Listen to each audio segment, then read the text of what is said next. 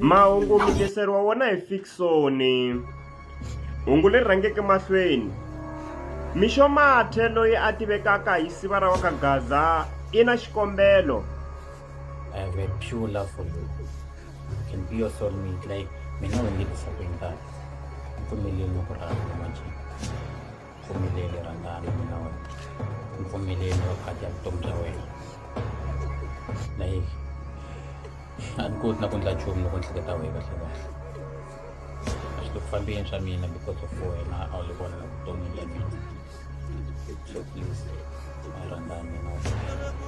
Vanhu va ni mavonelo yo hambanahambana hi mhaka leyi ya siva ra wa ka Gaza. Man'wani ya mavonelo hi lama landzelaka. Gaza mhaka leyi ya hi hlamarisa hi ku emfana lowu wa ha ku hi tivisa makoti un'wani. Hey, mara ku vula ntiyiso mujolo wa n'wi ba mfana loyi. Wu n'wi ba lera ra ku a za a lahlekela hi dzano. Wa fita ku a nga va muyimeri wa vanhu hinkwavo lava nga tshama va biwa mujolo. Hi ku yehe i khoma number 1 hi ku biwa mujolo. Emfana lowu wa fita ku a nga nyikiwa certificate swa ku biwa mujolo mfana lowu. Mujolo wa n'wi ba sterek. Loko a ri wun'wani a hi ta n'wi tsundzuxa ku ri a vhela a tshike mhaka leyi ya mujolo ku a hi ya yena ya n'wi tatalata.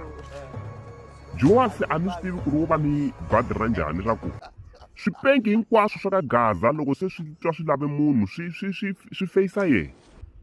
Hayi man, hayi. God have mercy upon us.